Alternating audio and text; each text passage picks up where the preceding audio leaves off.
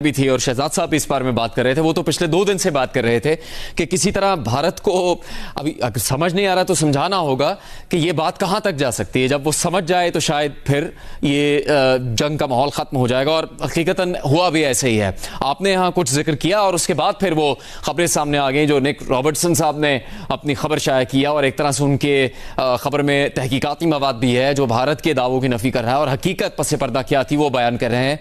तो बरतानवी नशरियाती इदारे से मुंसलिक एक एडिटर हैं, उन्होंने भी इस राय का इजहार कर दिया कि भारत को कुछ भी हो जाए इस वक्त तस्लीम करना होगा कि पाकिस्तान की जो फ़ज़ाई ताकत है वो भारत से ज़्यादा है। और फिर इस तमाम मजमूई ख़बरों में ये बात सामने आई कि पाकिस्तान को सिफारती कामयाबी भी हासिल हुई, चूँकि पाकिस्तान तो कह ही रहा था लेकिन पाकिस्तान के मौक़िफ़ को आगे बढ़ाते हुए दुनिया भर के अहम ममालिक जिसमें सऊदी अरब शामिल है, ईरान शामिल है, अमरीका शामिल है, हामिद मीर साहब ने बरतानिया का जिक्र किया, वो भारत को मुसलसल ये पैगाम दे रहे थे कि आप बात करें, मुज़ाकरात करें, जंग ना करें। और फिर बिलाखिर जब दिफाई बर्तरी भी पाकिस्तान ने अपनी साबित कर दी तो भारत को मजबूर होना पड़ा। तो आप पहले से ही हालात व वाक़यात की वजह से भी ऐसा सोच रहे थे और फिर बड़े बैनुल-अक़वामी इदारों ने भी इसी से मुताल्लिक़ खबर शाया कर दी। शाहिद साहब जी बिल्कुल, और यही इस वक्त हो रहा है और ये अब रुकेगा नहीं ना जुनेद। जब आप एक हेडलाइन हटेगी तो क्या होगा? बैनुल-अक़वामी इदारों की जो रिपोर्ट्स हैं आप इंडियंस तक कैसे रोक लेंगे, इंडियंस की पहुंच तक कैसे रोक लेंगे?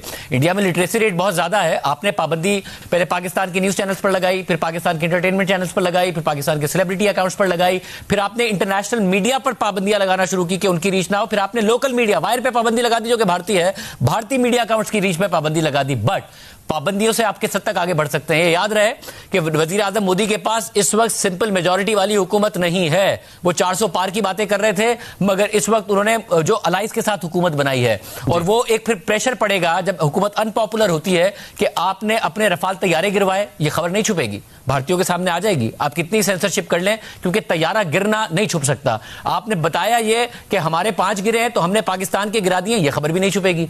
अब आप भारतीयों को पता चल जाएगा। बरखा दत्त साहिबा से कोई कहे कि जो पायलट पाकिस्तान का गिराया था वो 3 दिन से है कहां छुपाया हुआ है? हम तो उस दिन भी कह रहे थे, जब मैं और हामिद मीर साहब बात कर रहे थे, मीर साहब ने कहा कि भाई पायलट प्रोड्यूस कर दो, और हम कह रहे थे कि अगर कोई झूठा पायलट प्रोड्यूस करना है तो उसको आंख में सुरमा नहीं लगाना, क्योंकि आपकी बॉलीवुड फिल्मों में जब पाकिस्तानी को दिखाते हैं उसको सुरमा लगा देते हैं, हम सुरमा नहीं लगाते हैं।